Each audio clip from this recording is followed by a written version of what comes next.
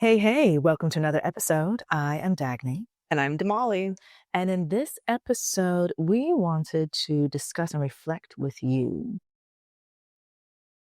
What do you think a conversation with your older self would sound like, look like, or feel like? If you could meet and speak with the version of you that is existing 10 years from now or 20 years from now, what advice would you give them? Or what would you ask them? This is something we want to discuss in this episode because usually the idea is that we should always be looking back, like talk to our younger self, which we actually did an episode on that, which you can scroll back and check out later. But we thought, wouldn't it be interesting if we also decided to look forward and have a chat with our older self and give our older self advice? Because I do believe that us on our present moment, we have a lot to give too. It's not only looking back and forth and we're just kind of like in limbo floating. So we wanted to share with you what we think that conversation would be like for ourselves.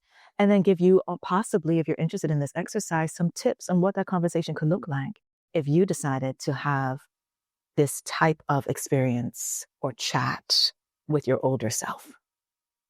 So, to start, yes.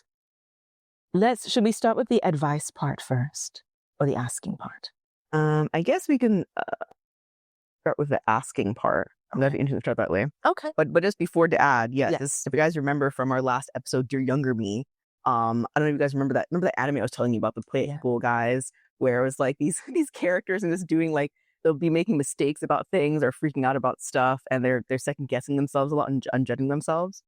And I think we had discussed how that is the thing we do a lot. And it's like, oh, what would, if something happened when you were younger, what would you tell your younger self? So we're like, oh, I'll be really curious to do an older thing. Like, what would I tell my future self that I obviously don't know yet from, let's say, like 10 or 20 years from now? And what would that look like if you had a conversation with them? So I think, I guess we could start with asking and see where that goes. That could be very interesting. Okay, so Damali.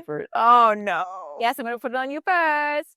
So Damali, if you are, first of all, I want to ask, are you speaking to the version of you from 10 years in the future or 20 years in the future? How far do you want to go? Right? Should we do maybe 15 years? 15. All right. That's a compromise. Nice. Balance. Yes. Okay, the version of you 15 years in the future. What would you like to ask her? I'd like to ask her. Maybe I'll think of a general question and then go more specific. Sure. Did you find what you were looking for? Yes. So first question. All right. Okay. Elaborate. And when you found what you were looking for, like assuming I did, what did it turn out the way that you thought it would? I think that'd be like a general one. Okay. And I think I say that because I mean everyone relates to this, where you're always kind of like, people are always saying, oh, you just, everything you need is what you need right now. Everything, internal, external, whatever. But then there's always that thought of like, but there's something else. Like there's a feeling of like something missing or lacking or something empty or something like that. And well, obviously I haven't fully, I'm still learning and living and growing up and stuff. So I haven't fully figured out if there is something missing or not. It would be interesting to ask. I would hope that my 15-year like older self would be like, oh, actually there was nothing to find. It was there the whole time. Like when it's like, but that I think would be the first question I would want to ask. Like, did you, did it bring the piece that you wanted from finding whatever it is you thought you needed to? Was it actually there, or was it something else? And that'd be like the first question I could think of. Okay. What about you, Dagny? What would be the first question? Or you have multiple ones. That's the first one I think of. Sure, yeah. I think for me, the first question I would ask my future self that is existing 15 years from now,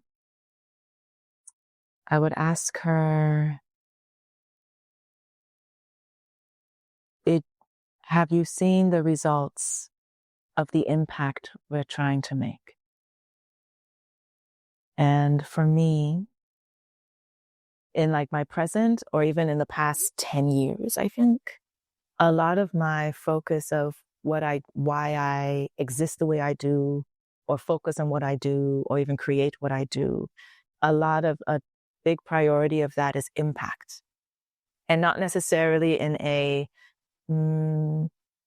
overhyped, famous way, but more of seeing that this message or this opportunity or this creation or even this time that you spent with somebody to pour into somebody, did a result actually happen that caused the ripple effects that you feel should have happened? And it's difficult in real time to see that because it takes time for it's like there's so many seeds that you're planting. And it takes time to see, well, did the seed ever come out of the ground or is it still there? So I think something I would be interested in knowing is, did she see, have any of the blossoms come up yet?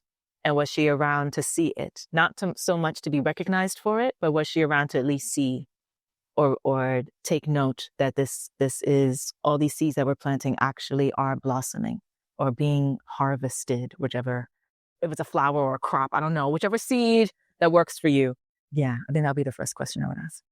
I like what you said about seed. I think that's what her whole life is about, planting seeds all the time and then forgetting about them or watching them. And either way, it's going to grow the way it grows. And also maybe think of another question I would ask myself would be did you finish all the things you made lists about? Because I think about there's so many things that I say I want to do or lists I've made or even simple stuff like a video I wanted to watch or an article I wanted to read or a book I wanted to read or a movie I wanted to watch or all these little notes about I want to do this and do that. Did you travel there? Did you do this? I would ask myself, did you finish all the lists or was it just the act of making the list is what gave you some sense of calm?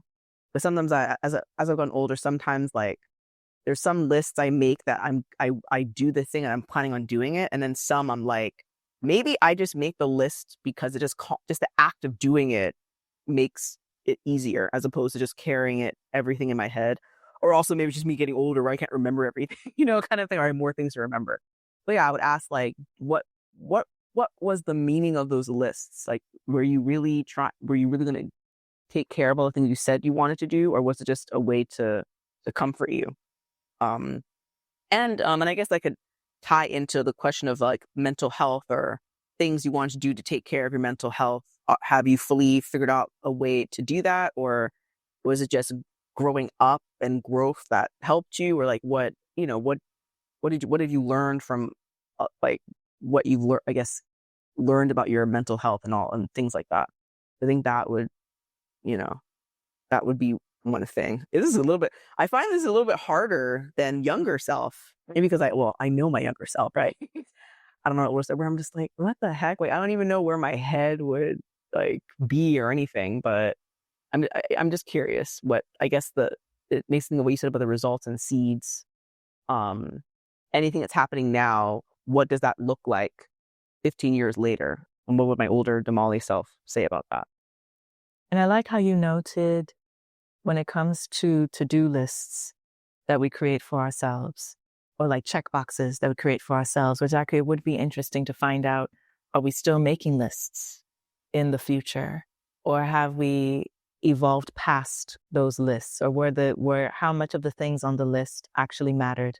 Or how much of the things on the list we actually did continue or actually connected to why you are where you're at in this future time that we're talking about? That is good too. Okay.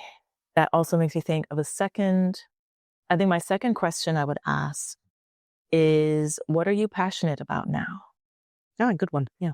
Because for me, I know that passion and wanting to always learn new things or tinker with things or master things, is that something I'm still doing 15 years from now? And what type of rabbit hole have I found myself in? Either reading or watching documentaries about, or there's a new skill. Have I picked up another hobby? I think that I would be interested in knowing or even seeing my future self light up to talk about it too. Yeah. But yeah, that would be my second question. Questions. Let me think. Any other questions, or should we go into the advice you want to give to ourselves? I think we can go to the advice part, but I think to segue into the advice section. Yes. I think I liked how our combination of questions were more open-ended I think, in terms of neither of us are asking, tell me what to do. Please tell me, is everything okay over there? You know, like sky. Exactly. Yes. Like, please save me. Like, for both, it was like, actually, I'm so, at least for me, I feel quite good about the unknown or good about the now, that I can ask my future self more, not necessarily to come and save me or rescue me, but more of like, as equals, what are you interacting with, or how has my experience enabled you to be existing the way you're existing? Yes. So I think that is for you listening in terms of how to go about this exercise when you want to ask. Take note of how many of the questions are you asking your future self to reassure you, maybe, right? Or fill a void if you're questioning yourself. And how many of the questions are you asking your future self of actually just wanting to get to know them as a person, or just want to build a rapport with them? Yeah. I think that's very telling. I think that's very telling in terms of how the conversation would go, because I think the former, and that's the right way to put it, of wanting your future self to rescue you can kind of get you spiraling or drowning in doubts of like, so I should just hide under my bed because obviously, which is almost like, because I already know what's happening right now, I've already projected what that future part should be. While these types of questions we asked, where it's like, actually, we're more open to all the possibilities that possibly could happen to us at this future version of us. So the questions are more out of curiosity of how good does it get? Because we want to assume it's just got better. Yeah. So I think that is, in a nutshell, the questioning part, to make it so that it is beneficial to you or a very good exercise. Those are some things to take note of. So as we segue to the first advice or action, yes, I wanted to start off with this poem that Damali brought up when we were going over discussing this topic. And would you like to read it? Tell me first where it was from. Where it's from. Yes, because I loved it. I thought it was like perfect for this topic. So yes, go ahead. Okay, so I don't know if guys know about I think he was like a Chinese philosopher, I think, but there's a lot of like, we don't really know too much about him, but his name, I think, or the name of the book was called Tao Te Ching, which I guess is kind of like there's a book, it's a whole book, and there are many different, I guess I would say, like short poems in it, or in a poem style, let's say, and it gives you some insight or advice about the external and internal world. And this particular poem that I read was from, I forgot the name, but it was a fan. I really like, obviously I'm into like anime and books and stuff, so I'm really into fan fiction, right? I'm sure everyone knows fan fiction is just like stories that people write about books or a series or things that they like, and they put their own spin on it. But at the end of the story, the fan fiction I read, they had this poem, and I thought it kind of like really explains a lot of how I guess we want life to be for us, but I don't know if it's there yet. So this is a poem. I think it's short enough that I think I can read it without putting too much time. Okay, so and it's from chapter 76. If anyone was interested in reading up on that small book, I bought it myself. A man is born gentle and weak. At his death, he is hard and stiff. Green plants are tender and filled with sap.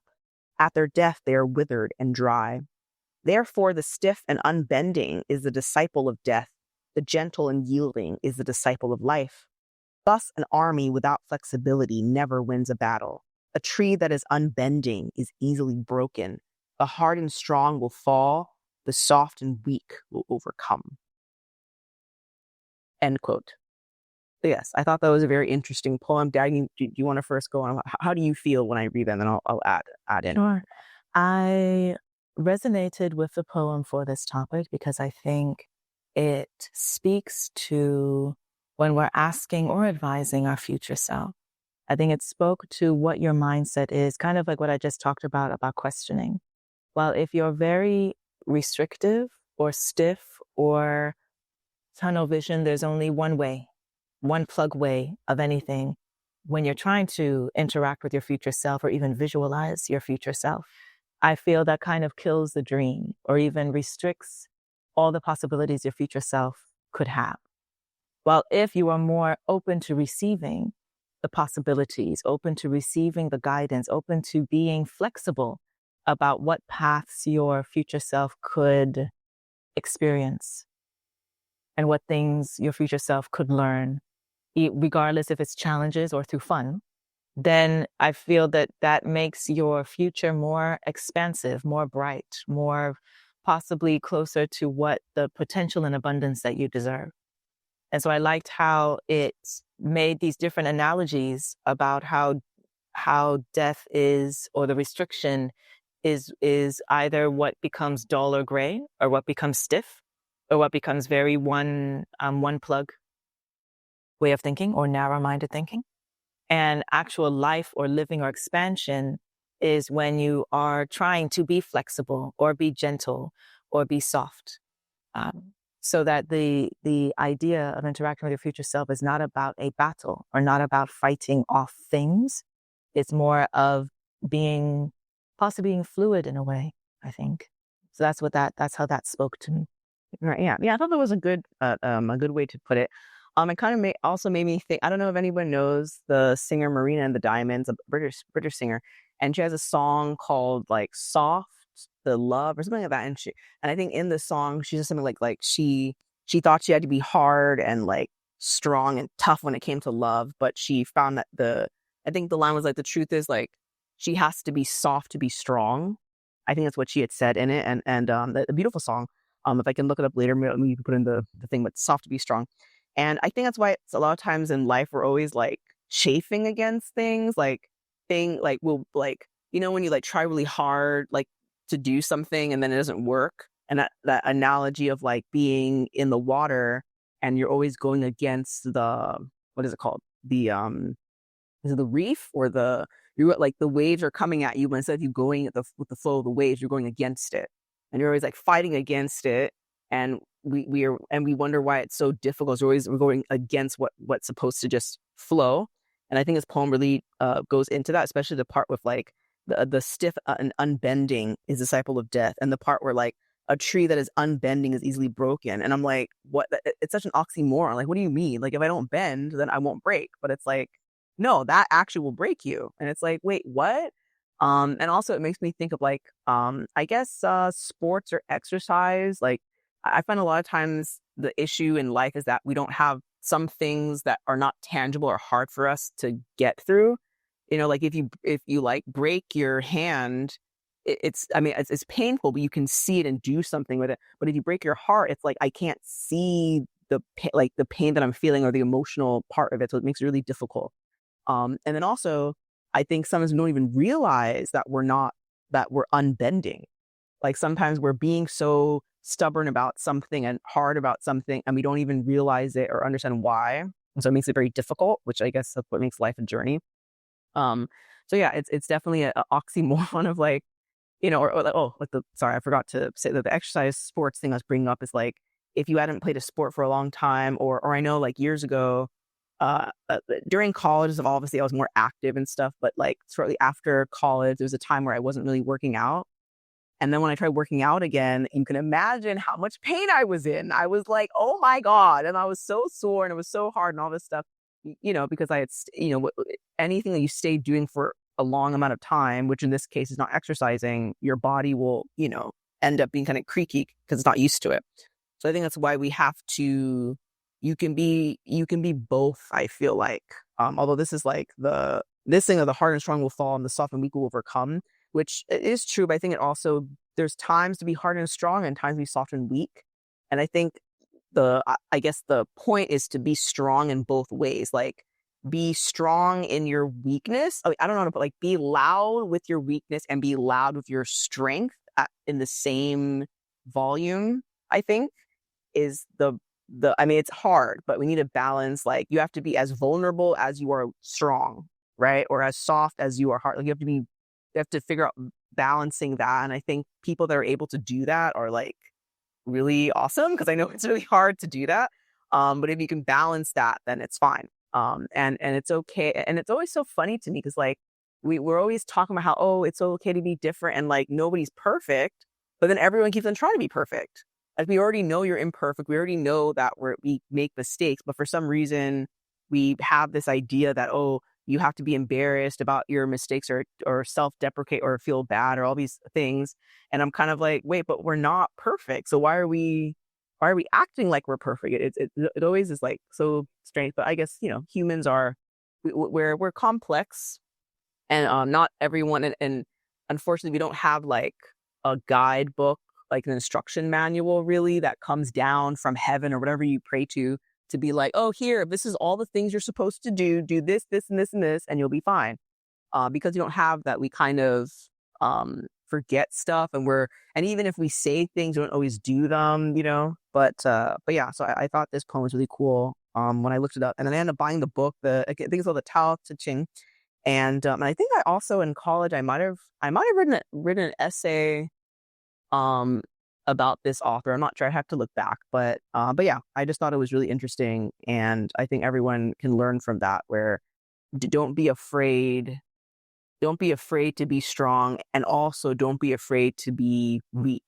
Don't be afraid to be tough, and also don't be afraid to be soft. And also, of course, to add on, it depends on your external factors. Sometimes you've had to be strong for a certain reason, or you've had to be weak or suffer like because of the external stuff around you in the situation you're in. So that's also adding to how you can balance both of those.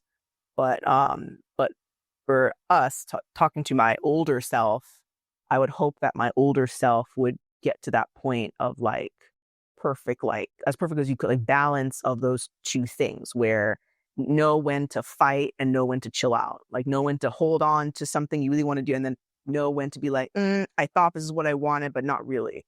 Because the faster you let go of something you're like holding with your knuckles until you bleed, the faster you let go of it, the easier it is to get to the next thing, as opposed to just holding on forever, not changing. So I guess like being open to, you need to be able to bend, be able to move. Like again, always a metaphor with the trees are always such good metaphors, but like the wind, whenever the wind is going and moving the branches of the tree, I don't know, has anyone seen the branches trying to fight the wind? It never does. It just goes wherever the heck the breeze goes, that's where the branches go. So, I think we could learn a lot. Basically, the point is that we can learn a lot from trees. Yeah, that's the thing.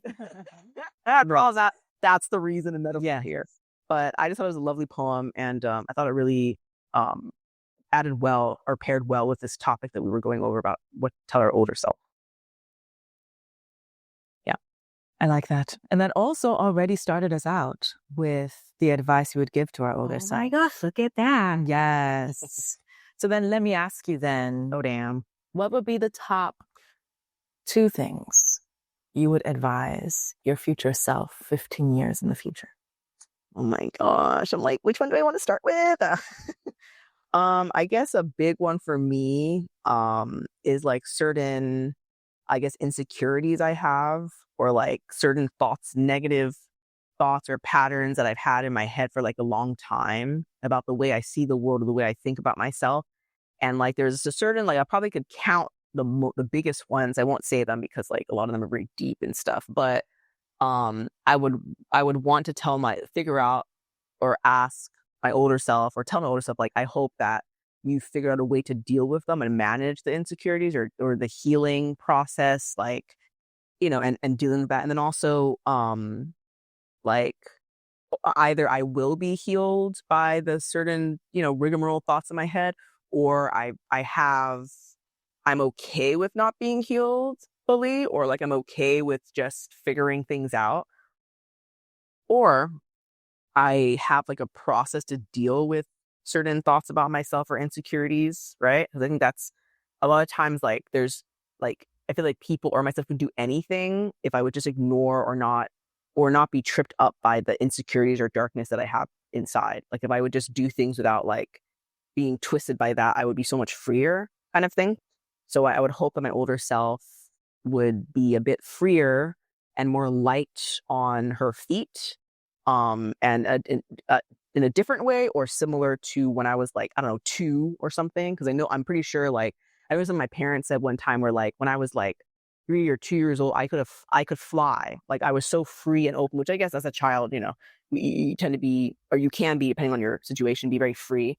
And I would wonder if like the things that weigh me down in my mind and my heart now, I would hope, or I think, I would want to talk to the older self to be like, did you figure it out? Do you know how to deal with these thoughts in your head? Can you, the things that are negative, or the things that you can't, even though you know that this is, because even when people tell you, oh, that's not true, like, don't say that about yourself. That's not true. You don't really, but it's like my mind is still saying whatever it wants to say. And even knowing that not every thought that you say is the truth, it's hard to get out of that.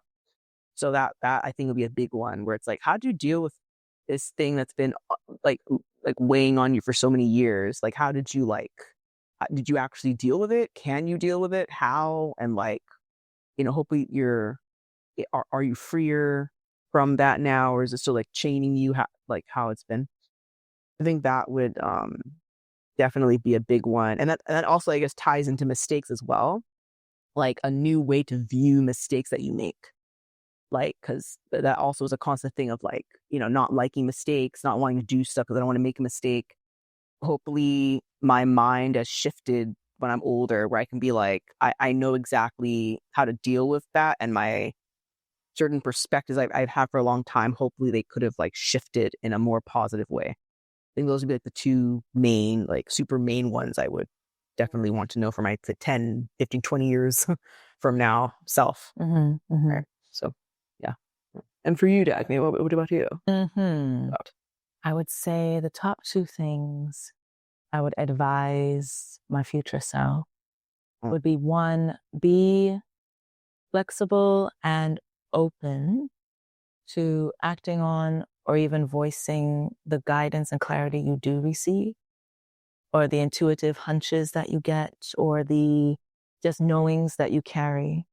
Don't second guess them or doubt them. Get better at being open to understanding that this is something you should not, this is something that you should just believe in more. Yeah, just to believe in more. And then the second advice I would give, I think, is to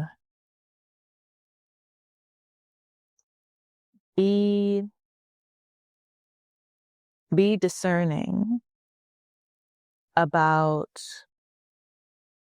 pouring everything into one thing, or putting all the eggs in one basket. Yeah, like that. Yeah, putting all the eggs in one basket, or believing in the wrong thing that cannot get you where you need to be, or that may slow you down, or even take you on a detour that you didn't have to take, possibly. Which that is doesn't necessarily mean to not take risks, but I guess it kind of connects with the previous one of believe in your discernment, or ask more questions, or don't drag, since this happened before, I should not touch this, or since this happened before, I should do it this one way. I would advise, I think those are the two things that comes up to mind to advise her on. Those are good. Yeah. I think, that's a big one. We're always like, don't do like, oh, this is this way and that's it. And it's like, put everything, and it's like, no, you don't want to be spread thin, but you also don't want to put too much, yeah. And I like to also put, that was more, I feel like more of the internal stuff. I feel like externally too, we had another thing where it was like being flexible within the confines of capitalism. Yes. That was one. Which connects with another episode we did all about capitalism. Yes. So that, and like, right, that's one where we're like, because sometimes internally you could be fine, but externally things are being thrown at you, and you have to figure out, how do I live in this, well, if you're in America, is in a capitalism society, and what does that like look like, and how to be flexible in it so that it doesn't like completely, take away your whole soul, like many of the, like, you see all the memes, all this stuff where everything's like capitalism this, and I'm like, I mean, capitalism itself is a very big word, obviously. There's a lot under it, but we definitely are living, you can't just, you can do whatever you want, but you can't do whatever you want, and you have to be able to be flexible in that. And I think that's a big part where, like, I don't know if that's another thing for my 10 years older or 15-year older self, like, are you better able to deal with the society you're in and live in it in a way that you're not like complete, because any society you live in, you can be drained by it, right? Or you can be like, the older I get, which I know everyone relates to this, you get more disillusioned with the world or more disenfranchised with the world sometimes, because like it seems like nothing matters and no one cares. Sometimes it feels like, even though that's not true, but sometimes you feel like, what's the point of anything if like the world's gonna explode tomorrow? So I do think we have to be more like, hopefully I'm more aware of that when I'm older and more flexible with that, and regardless of what kind of, the way society, I don't know what society will look at in 10, 20 years, because weird stuff's been going on. Everybody knows that. Don't have to go into that. I think that's also a good one, being flexible. And then just like doing things. Like I heard, like, I've forgotten which actress brought it up, but she said something about like, just if you have 3 decisions, just do one. Like, just make the decision and then go through with it, and then deal. If it doesn't work out, you deal with it. It's better than like not making a decision and then not knowing which one to do.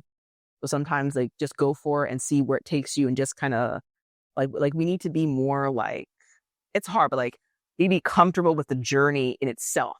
Like whether it's if something hurts or doesn't hurt, that is, each one is an experience. You're just doing it just to live, just to be on the journey. It doesn't matter if like you step on an anthill, as a metaphor, or or you make a friend, or you like tumble, like it's like the whole thing is part of the journey, kind of thing. Like just like when you're reading a book, like does anyone like, normally when you read a book you want to finish it, right? Or you're watching a movie, you want to finish it. You don't want to just like stop and then be like, I don't know what's gonna happen. No, normally you continue it, right? Which obviously it's different, because it's easier when the story's not about us. But just like life, you're supposed to just, whenever we don't do something, you're like pausing the movie or like stopping the book, and you're like, you haven't finished it yet. And the point of the book is to read it and figure out, and of course you get something for inspiration or knowledge from it. But I think, in general, everyone, and myself too, I want to be better at that. I was like, just like, even if something happens, you don't like trying to step back a bit and be like, oh right, this is part of the journey. Oh, this is part of the movie or the book or the video game. Okay, I have to do this to get to the other side. Yeah. So I hope I'm better at that, not too much in my head, and can see it for just, oh, this is just the journey. This is what you're doing. That's it. Like, just take it for what it is, and don't think that this is the end all be all, and like, it's like, if you're still alive, you can still keep going, right? So those are some things I would say about that, I think. Yes. And hope. And I think overall that is kind of like the whole point of even doing this exercise, or part of the whole point of doing this exercise, of wanting to have a conversation with our future self. It's one side of it is like, on our end, you can really, and then can help to even believe in yourself more.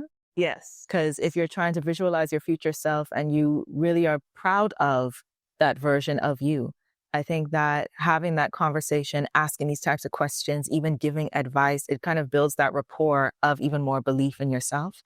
But then also, like you noted, where it's also a way to reinforce how important the journey is, and reinforce how each aspect of the journey is valuable, is like a catalyst to get you where you needed to be, which connects to another previous episode we did about peaks in your life. Yes. And how we noted that like some of that is not necessarily just the destination, but it's actually how you got there is what is most important, or what was learned or experienced while you were getting there. So, to bring it all in. Bring it in. Bring it all in. Bring it all back. Yes. Oh, my older self, tell myself that now. Completely other new episode. There you go. I think this is different in terms of I think it enables us to use more of our imagination, as well as give ourselves more grace when you're trying to discuss or chat or have a conversation with your future self. That you don't know yet. You haven't. Right, exactly. Because then the conversation, as you noted in this episode, the conversation is not about regrets or about doing anything over or about, well, if I knew this now, I would have done something differently. It's more about possibilities, more about like, actually, we're on this journey with you, future self, because technically we're carrying you there. So you listening, would you do this exercise? How do you think the conversation would go if you had a conversation or an experience or a chat with your future self? It could be 10 years, 15 years, 50 years, whatever you feel. 100. 100 years. Let's go. What kind of questions would you ask your future self? What kind of advice would you give your future self? And something that I'd like to take note of is when you do meet your future self, what would you think of them, and what do you think they would think of you? Yes. And I think that for both sides, we would both feel proud of each other. Like I would feel proud of my future self and be like, yes, that's who I want to be when I grow up. And then my future self will be proud of me of like, you know what? It's because of me that they are where they're at too. Yeah, because it's like teamwork. Yes. So, as always, we love hearing from you. Always. Always. So if you decide to do this exercise, please, if you feel comfortable, of course, let us know how it went talking to your future self. What other questions would you add? What other advice would you add? Definitely comment or reach out to us and let's continue the conversation. And until then, we will see you in our next episode. Yeah, thank you guys so much. And good luck talking to your younger self and older self. And then also you could think about what are the pros and cons, what's easier, what's better, talking to your past self or talking to your future self. And how does that, oh my gosh, another podcast episode, past self talking to future self.